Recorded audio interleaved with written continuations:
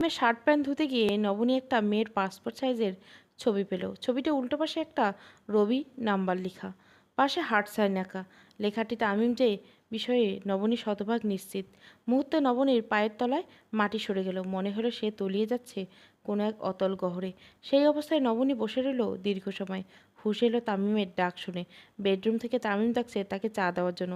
নবনী একটা দীর্ঘশ্বাস আড়াল করে উঠে গেল তামিমের জন্য চা নিয়ে। সবে ঘুম থেকে উঠেছে তামিম। চোখ মুখে এখনও ঘুমের রেশ লেগে আছে। পরনে নীল লুঙ্গি আর খালি গা। ঘন কালো লোমশ বুকটি নবনীকে যেন ডাকছে ইশারায়। অন্য সময় নবনী ঝাঁপিয়ে পড়তো তামিমের খোলা বুকে, কিন্তু আজকে আর তাকে কিছুই এই বুকে আকৃষ্ট করতে পারছে না। চায়ের কাপ রেখে নবনী যেতে নিলে তামিম হাত ধরে টেনে বিছানায় এনে শুইয়ে দিল নবনীকে। তারপর নিজের নাক ডুবে দিল নবনীর রেশমি মতো কালো চুলে। নবনী ধাক্কা দিয়ে সরিয়ে উঠে গেল। তামিম কিছুটা বিস্মিত হয়ে বলল, কী হয়েছে নবনী? নবনী থমথমে গলায় বলল, কাজ আছে, বালতিতে তোমার এই সপ্তাহের কাপড় ভেজানো আছে, ওগুলো ধুতে হবে। আব্বা আম্মা উঠবে একটু পরে, ওনাদের নাস্তা সাজাতে হবে। লুবনার জন্য এখনও নুডলস রান্না করা হয়নি। তামিম কিছুটা রেগে বলল, সবার সব কাজের কথা তোমার মনে থাকে, আমারটা ছাড়া। শুক্রবারে একটা দিন বাসায় থাকি, একটু রোমান্স করবো না? তা তো তুমি আমাকে কাজের ফিরস্তি শোনাচ্ছ। এই জন্য ভাল লাগে না বাসায় থাকতে। যাও কাজ করো। নবনী আস্তে করে বলল, আমিও এখন বুঝি তোমার যে আমাকে ভালো লাগে না। তামিম বুঝলো নবনী অস্পষ্ট কথাটা। নবনী দ্রুত পায়ে ঘর থেকে চলে গেল। যাবার সময় হাতে করে নিজের ফোনটা নিয়ে গেল। বাথরুমে ঢুকে দরজা বন্ধ করে দিয়ে মোবাইলের ক্যামেরা অন করে মেয়েটার ছবি তুলে নিল। অপর পাশে থাকা নাম্বারটার ছবি তুলে নিল। তারপর ছবিটা আবারও জায়গা মতো রেখে দিল। বুকের ভিতর একটা পাহাড় যন্ত্রণা নিয়ে সব ধুয়ে নবনী রান্নাঘরে চলে গেল। এক চুলায় চায়ের পানি, অন্য চুলায় নুডলস সিদ্ধ করার জন্য পানি দিল।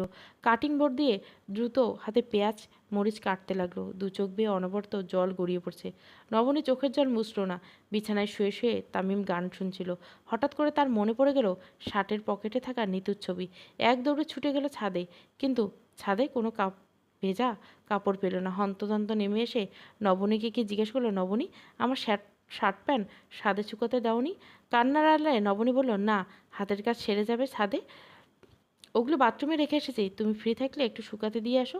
তামিম ছুটে গিয়ে বালতির সব কাপড় ফেলে দিয়ে বাথরুমের ফ্লোরে, তারপর কালো শার্টটা বের করে পকেটে হাত দিল। ভয়ে এতক্ষণে আত্মরাম খাঁচা ছাড়ার জোগাড় হয়েছিল। ছবিটা বহাল আছে তবিয়তে দেখে স্বস্তি পেল। তারপর সব ভেজা কাপড় ছাদে শুকাতে দিয়ে মনে মনে নবনীকে ধন্যবাদ দিল তার শার্ট প্যান্টে পকেট চেক না করার জন্য। প্রথম প্রথম নবনী সব চেক করে দেখত। তামিম ভুলোমন পকেটে প্রায় 20 টাকা, 50, 100, 500, 1000 টাকা নোট থেকে যায়। যাই পায় নবনী সব টাকা একটা মাটির ব্যাংকে রেখে দেয়। একবার তামিমের মা তাহেরা বেগম দেখে ফেলল নবনী তামিমের পকেট থেকে টাকা বের করে শাড়ির আঁচলে বেঁধে রেখেছে। মুহূর্তে তিনি ক্রোধান্বিত হয়ে বলল, নবনীর বাড়ির অবস্থা কিছুটা খারাপ। বলতে গেলে নিম্নবিত্ত পরিবার থেকে এসেছে নবনী। তাহেরা বেগম মনে হলো নবনী এই টাকা এভাবে সরিয়ে হয়তো বাবার বাড়িতে দেয়। তখন তিনি কিছু বললেন না। 2 সপ্তাহ পর একদিন শুক্রবার নবনীর ভাই ছাব্বির এলো বোনকে দেখতে। হাতে করে নিয়ে এলো শাকের পাকা দুটো পেঁপে।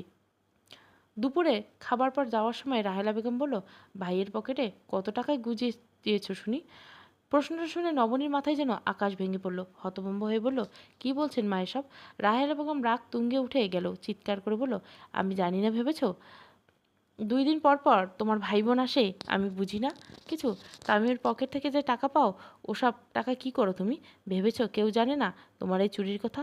লজ্জায় মাথা কাটা গেল। সাব্বির মাথা নিচু করে দাঁড়িয়ে রইল। আপার শাশুড়ি তাকে পছন্দ করে তা সাব্বির জানে, কিন্তু আপাকে যে এভাবে অপমান করতে পারে মিথ্যে অজুহাতে, তা তার জানা ছিল না। নবনী নিচু ফরে স্বামীর পকেট থেকে টাকা নিলে সেটা চুরি হয়ে যায়, জানতাম না তো মা, আমি মা। এই বলে নবনী উঠে চলে গেল। তারপর আলমারির ভেতর থেকে ব্যাঙ এনে তামিমের সামনে রাখলো। তামিম দেখলো ব্যাংকের গায়ে একটা কাগজে লেখা তামিমের নতুন ফোন কেনার টাকা। নবনী হাতুড়ি এনে হাতুড়ি দিয়ে আঘাত করে ব্যাংকটা ভেঙে পড়ল। ভেতর থেকে বের হলো 2 টাকা থেকে শুরু করে 1000 টাকার নোট পর্যন্ত। সব টাকা গুনে দেখলো নবনী মোট 17,420 টাকা। টাকাগুলো তাহেরা বেগমের সামনে দিয়ে নবনী বলল, আমার বাবা গরিব হতে পারে, আমার পরিবার গরিব হতে পারে, কিন্তু চোর নয় মা। আমার বাবার আত্মসম্মান প্রবল, তার ছেলে মেয়েদের টাকা পয়সার অভাব থাকতে আত্মসম্মান আছে। তারপর ভাইয়ের দিকে তাকিয়ে বলল, আর কোনোদিন এই বাড়িতে তোরা কেউ আসবি না। বাবা মা তোরা কেউ জানে না, জেনে নিবি নবনী মরে গেছে। সাব্বির মাথা নিচু করে বের হয়ে আসে। পুরো ঘটনায় তামিম আর তামিমের বাবা হামিদুর রহমান নির্বাক ছিল। দিশা আর লুবনা ঠোঁট টিপে হাসছে। হামিদুর রহমান নবনীর কাছে এগিয়ে বললেন, আমাকে মাফ করে দিস মা, তোকে আমার একার পছন্দে এই বাড়ির বউ করে আনা বিধায় এত অপমানিত হতে হয় সব জায়গায়। আমি অনেক বড় অপরাধ করে ফেলেছি, তোর জীবন নিজ হাতে নষ্ট করেছি। তামিমের মায়ের বাধ্য সন্তান, তাই মাকে একটা কথার বলার সাহস হয়নি। তারপর থেকে নবনী আর তামিমের পকেট চেক করে না, পকেটে যাই থাকুক তা ধুয়ে রাখে। রান্নাঘরে এসে তামিম নবমীকে জড়িয়ে ধরল পিছন থেকে। নবনী নিজেকে তামিমের আলিঙ্গন থেকে মুক্তি করে বলল, মা এসে পড়বে, এখান থেকে যাও। তামিম নবনী কপালে আলতো করে চুমু খেয়ে চলে এলো নিজের রুমে। নবনী সারা শরীরে ঘৃণায় রি রি করে উঠল। ইচ্ছে করলে ঝামা ঘষে ফেলতে তামিমের চুমু দেওয়া জায়গাটা। নুডলস রান্না করতে নবনীর বুঝে গেল এই বাড়িতে তার মেয়াদ ফুরিয়ে এসেছে। ডাইনিং রুম থেকে দিশা চিৎকার ভেসে আসলো, বড় ভাবি সকাল 9টা বাজে, এখনও নাস্তা রেডি হয়নি কেন? নবনী কোনো জবাব দিল না। দিশা নবনীর ছোট যা, বড়লোক বাবার আহ্লাদি মেয়ে বলে তাহেরা বেগম তাকে সমীহ করে চলে। নবনী ইদানিং মনে হয় সে যেন বাড়ির চাকর। সবার ফরমাস পালন করতে করতে তার নিজের জন্য সময় হয় না। এক মগ ব্ল্যাক কফি, একটা ডিম পোচ, এক মুঠো ভেজানো কাঠবাদাম নিয়ে নবনী দ্রুত টেবিলে রেখে এলো দিশার সামনে। গজগজ করে দিশা বলল, তোমাকে কতবার বলছি আমার নাস্তা যাতে ঘড়ি ধরে 9টা বাজে দেওয়া হয় আমার রুমে। কি কারুকার্য করো তুমি ভাবি, এটুকু দেখে রাখতে পারো না? তাহেরা বেগম রুম থেকে বের হতে হতে বললেন, নিজেকে উনি রানী এলিজাবেথ মনে করেন, তাই কোনো কাজ তার হাতে ওঠে না। ছোট লোকের ঘরে মেয়ে বড় ঘরে বউ করে আনাটাই সবচেয়ে বড় বল ছিল। দাঁতে দাঁত কামড়ে নবনী রান্নাঘরে চলে যায় নাস্তা করার জন্য। রান্নাবাড়া সেরে নবনী নিজের রুমে চলে গেল গোসলের জন্য কাপড় নিতে। তামিম মনোযোগ দিয়ে তার ফোন দিচ্ছে, সেদিকে এক নজর তাকিয়ে নবনী চলে গেল। নিত তামিমের ডাক দিল। ফোনের স্ক্রিনে তাকিয়ে থেকে বলল, তুমি জানো না দিশা টাইম টু টাইম খাবার খায়? সময় মতো ওর খাবার রেডি করে রাখতে পারো না? তাহলে তো সবার এত কথা শুনতে হতো না। নবনী শুকনো হাসি এসে বলল, নিজের বউয়ের পক্ষে তো কোনোদিন একটা কথা কাউকে বলতে পারো না। ছোট লোকের মতো নিজের বউয়ের কাছে ছোট ভাইয়ের বউয়ের চামচাচামচি করতে লজ্জা করে না? আমার পক্ষ হয়ে কাউকে কিছু বলতে পারো না তো বলো না, তবে অন্যের হয়ে চামচা করতে এসো না। নবনীর কথা শুনে তামিমের দুই কান লাল হয়ে গেল। বিছানা থেকে নেমে এসে নবনীর গলা টিপে ধরে বলল, চ্যাটাং চ্যাটাং কথা বলতে শিখে গেছিস না? চামচামি করি আমি? নিজেকে তুই দিশার সাথে তুলনা করছিস? দিশা হচ্ছে সোনার ডিম পাড়া রাজহাঁস, আর তুই পাতিহা সোনা। তুই, তোকে এই বাড়িতে এনেছি শপিস হিসেবে সাজিয়ে রাখার জন্য নাকি? নবনীর চোখ উল্টে দম বন্ধ হয়ে এলো, কিন্তু তামিম ছাড়ছে না তার গলা। উপায় না পেয়ে নবনী এক লাথি বসালো তামিমের হাঁটুতে। তামিম মৃদু আত্মনাদ করে ছেড়ে দিল নবনী। কাস্তে কাস্তে এক গ্লাস পানি খেয়ে নবনী বলল, আমার বাবা মা এসে তোমার পায়ে পড়েনি আমাকে বিয়ে করার জন্য। আমি গরিব ঘরের মেয়ে জেনে শুনে বিয়ে করছো, তবে আজ কেন এসব বলছো? বিয়ে হয়েছে 3 বছর, আসার পর থেকে চাকরের মতো খাটতে হয়েছে তোমাদের বাসায়, তাও তোমাদের মন পেলাম না। আমার বিচার উপরওয়ালার কাছে। তামিমকে আর কথা বলার সুযোগ দিল না নবনী। কমন বাথরুমে চলে গেল। এই বাসার 3টা বাথরুম, একটা দিশার রুমের লাগোয়া, আর একটা লুবনার রুমে, আর একটা কমন বাথরুম যেটা নবনীরা ও শ্বশুর শাশুড়ি মিলে ব্যবহার করে। প্রায় ভোর রাতে শাশুড়ির সাথে অপ্রস্তুতভাবে দেখা যায় নবনী তামিমের। তামিম সেসবে পাত্তা না দিয়ে নিজে গোসল সেরে চলে যায়, কিন্তু লজ্জায় পড়ে নবনী। মাসুল দিতে হয় তাকে। তাহেরা বেগম এসব নিয়ে সবসময় কথা শোনায় নবনীকে। বেহায়া, অসভ্য, নির্লজ্জ মেয়ে, শুরু করে সব নিকৃষ্ট গালি সব দেন। নবনী সব সয়ে সাবান নিতে নিল। সেই মুহূর্তে তাহেরা বেগম বাথরুমের দরজায় নক দিল তাড়াতাড়ি বের হওয়ার জন্য। তিনি গোসল করবেন। নবনী কিছু না বলে বের হয়ে এলো। তাহেরা বেগম গোসল করতে করতে নবনী রান্নাঘরে চলে গেল। একটা ব্যাংকে চাকরির জন্য আবেদন করেছিল। আগামী বুধবার ইন্টারভিউ। কিচেনে জার্কের উপর থেকে সাজেশন বের করে ডাইনিংয়ে রুমে গিয়ে বসলো একটু পড়তে। নবনী আজ হঠাৎ করে মনে হলো যেন যে কোনো উপায় হোক তাকে চাকরিটা পেতে হবে। এই বাড়িতে যে অতিথি মাত্র। সকালে যেই মেয়ের ছবি দেখেছিল তামিমের পকেটে, সেই হবে এবাড়ির বড় বউ। নবনী এই বাড়ি চিরদিন থাকতে পারবে না। ভাবতেই নবনীর কান্না এলো। কেমন ঝাপসা হয়ে গেল। ঝাপসা চোখে তাকিয়ে দেখলো হলুদ রঙের একটা পাঞ্জাবি গায়ে তামিম বের হয়ে যাচ্ছে। নবনী কিছু জিজ্ঞাসা করার আগে তামিম দুপদাপ পা ফেলে লিফটে উঠে গেল।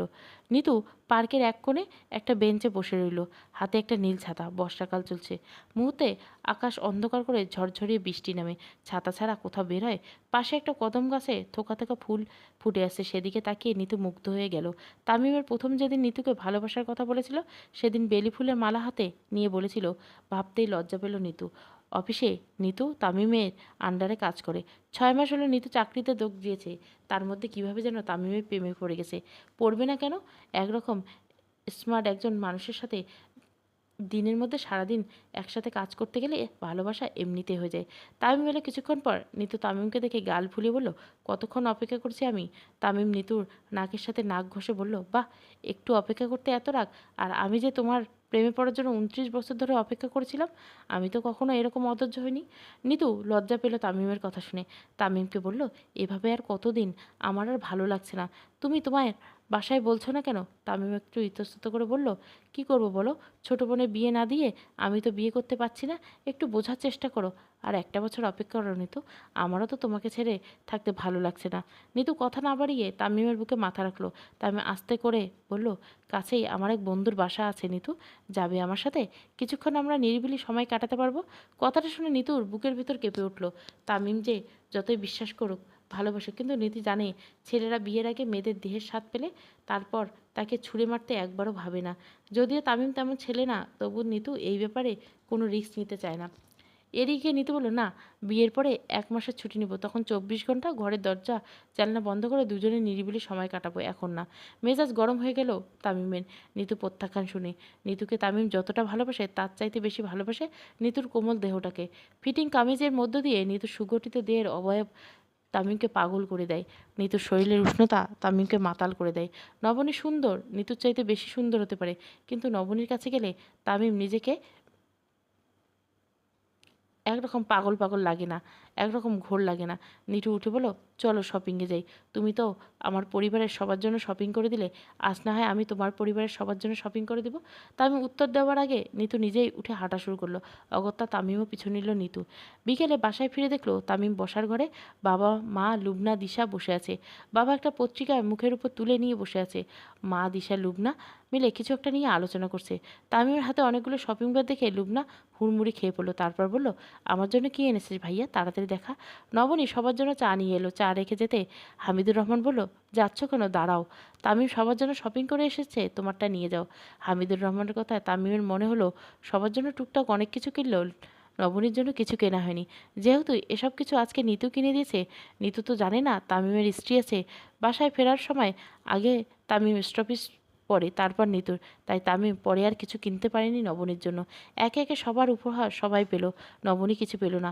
হামিদুর রহমান হতভম্ব হয়ে বলল, নবনীর জন্য কে? তামিম আনতা আনতা করে বলল, আসলে বাবা টাকা কুলোয়নি, তাই নবনীর জন্য। তামিমের কথা শেষ করার আগে হামিদুর রহমান তার আনা পাঞ্জাবি, পাজামা, আতর, টুপি, ঘড়ি সব কিছু ছুঁড়ে ফেলে দিয়ে বাসা থেকে বের হয়ে গেলেন। লজ্জায় নবনীর মাথা কেটে গেল যেন। নিজেকে মনে হলো ভীষণ লোভী কেউ। কেন যেন এখানে দাঁড়াতে গেল। শ্বশুরের কথা শুনে তার জন্য অনুশোচনা হতে লাগলো। তায়রা বেগম উঠে নবনীর গালে সপাটে চড় মেরে বলল, হ্যাংলার মতো এখানে দাঁড়িয়ে থাকতে কে বললো তোকে? বাপের বাড়িতে তো এত কিছু দেখিসনি, তাই লোভীর মতো দাঁড়িয়েছিলি নিজের জন্য আনা উপহারের আশায়। তামিম কাউকে কিছু না বলে নিজের রুমে চলে গেল। তামিম যাওয়ার পর সবাই চলে গেল। দাঁড়িয়ে রইল শুধু নবনী, মুহূর্তের ন্যায় নিশ্চলভাবে, যেন নড়াচড়া করার ক্ষমতা নেই ওর।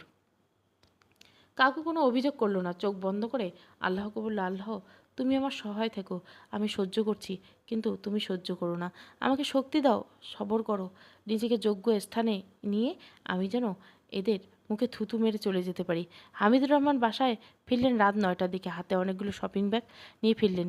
তারপর সবাইকে ডেকে এনে বসালেন ড্রয়িং রুমে। নবনী আসতে চাইল না, কিন্তু তিনি জোর করে ধরে নিয়ে এলেন।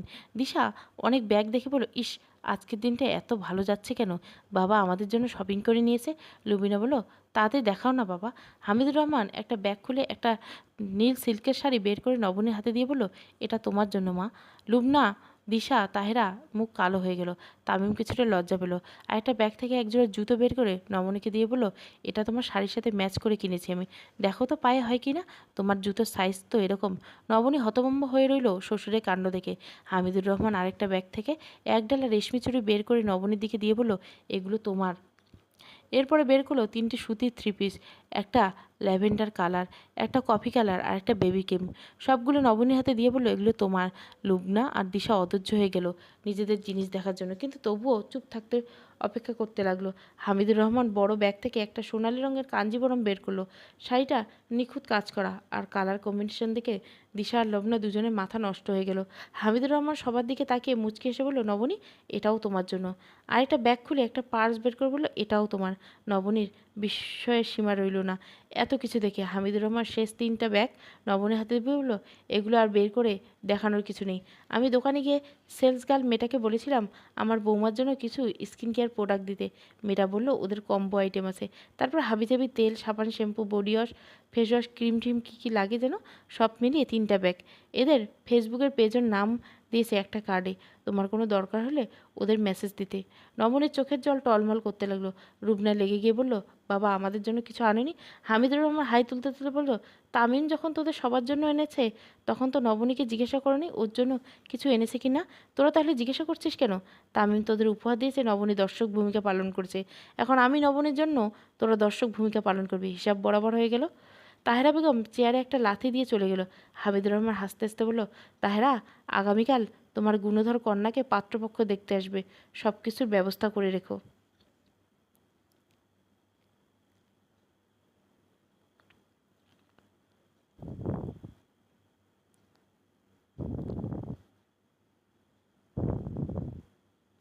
তুমি অন্য কারো সঙ্গে বেদঘর। প্রথম পর্ব ভালো লাগলে অবশ্যই লাইক, শেয়ার এবং সাবস্ক্রাইব করবেন।